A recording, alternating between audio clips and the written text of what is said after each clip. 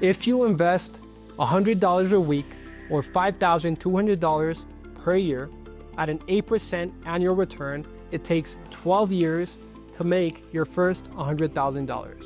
At $100,000, you're 1/3 of the way to becoming a millionaire over a 39-year period. Over your first 13 years, you'll build wealth of roughly $111,000. In your second batch of 13 years, from the year 13 to year 26, you'll build a wealth of roughly $415,000.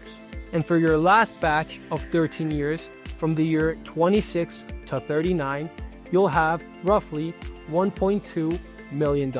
So stop waiting and start investing.